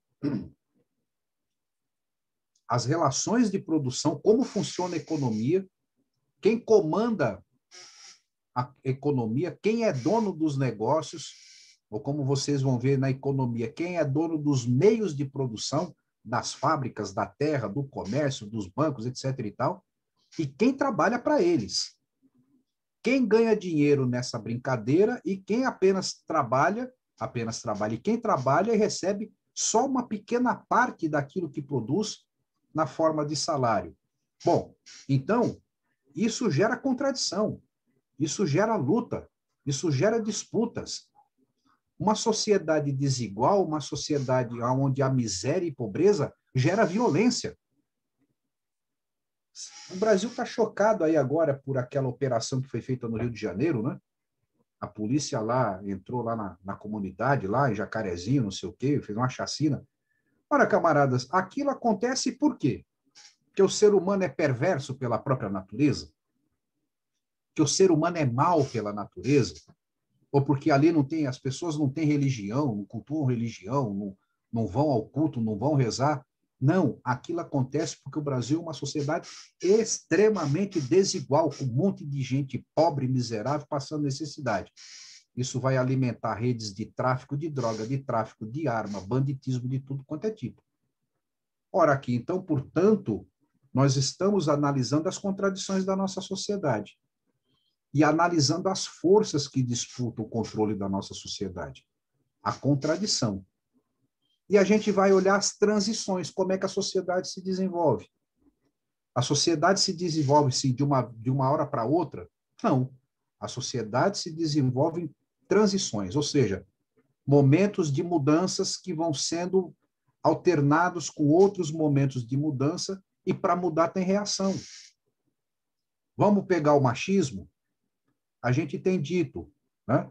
O Brasil é uma sociedade machista, mas as mulheres conseguiram avançar, as mulheres conseguiram mudanças importantes. Mas foi tranquilo? Não, tem resistência. Até hoje tem resistência. Lugar de mulher é ser submissa ao homem. Isso é uma contradição. Por isso que é dialética. A gente olha isso, né? A gente olha o movimento, olha as contradições, olha as disputas para tentar entender, para buscar entender o que está acontecendo na sociedade. A filosofia marxista é materialista dialética. Materialista porque concebe as ideias como fruto dos objetos e fenômenos da realidade. Explica a consciência do homem por sua existência. Dialética, porque faz análise de conjunto, estuda os fatos, fenômenos, processos, em sua dinâmica e nas suas variações, transições, concatenações, fluxos e refluxos, avanços e recursos. Avanços e recursos. Por isso que nós, camaradas, materialismo dialético e histórico, que é o que fecha o histórico, estuda as relações entre as coisas, né? Materialismo dialético, estuda a relação entre as coisas e pensamento, as ideias, os conceitos, compreendendo que o movimento de ideias acontece porque a própria realidade material está em movimento. E o cérebro humano em atividade consciente é capaz de captar esse movimento. Camaradas, quando a gente fala em movimento, a gente não quer dizer só coisa positiva, não. O movimento é sempre positivo. O movimento também é negativo. Vamos pegar o que aconteceu no Brasil nos últimos anos. O avanço desse pensamento reacionário, dessa insanidade que a gente está vivendo no país. Isso é movimento. É um movimento negativo, mas é movimento. Um movimento que derrubou as forças políticas que governaram o Brasil na era Lula, a era Lula-Dilma, e que gerou um pensamento reacionário no setor importante da população. É movimento. Considera que não somente as ideias, mas todas as coisas do mundo estão em constante movimento, ligadas. Elas têm influências, elas se influenciam e transformam. Então, portanto, é observando tudo isso que esse instrumento poderoso chamado materialismo dialético histórico permite ao PCdoB ter as posições que tem, defender as ideias que defendem, buscando fazer essa compreensão da sociedade. E é histórico porque consiste na análise materialista dialética da origem e desenvolvimento da sociedade. Nós temos que olhar como a sociedade se desenvolveu, como o Brasil surgiu, como o Brasil foi desenvolvido pela ocupação colonial portuguesa. Vocês vão estudar isso em economia. Que tipo de sociedade foi produzida no Brasil durante todo aquele período colonial, no período da escravidão? Qual é o reflexo daquela sociedade na nossa sociedade hoje? O reflexo é imenso, enorme. O desenvolvimento de uma sociedade desigual está na história, né? Então, é por isso que o materialismo é dialético, ele é histórico, olhando o desenvolvimento da sociedade, né? Em cada época, as ideias, crenças, conhecimentos e instituições jurídicas e políticas relacionam-se reciprocamente com a base econômica, relações de propriedade, de trabalho, de produção, de consumo, de distribuição e de troca. Ou seja, camaradas, as nossas ideias estão muito relacionadas as relações sociais de produção nas quais nós vivemos. Nós vivemos no capitalismo. Portanto, as ideias que predominam na nossa sociedade são as ideias capitalistas. Da mesma forma que as ideias, as leis, as instituições do tempo do escravismo, elas estavam relacionadas com o modo de produção escravista. Vamos lembrar, vamos pensar, camaradas. Durante o processo, o Brasil vivenciou a escravidão por quase 400 anos, era comum ter escravo, era comum, para os brancos era desejável, e isso fazia parte dos costumes, da cultura, e era parte da lei. O modo de produção predominante era o escravista, não era o único modo de produção, mas era o predominante, era o escravista.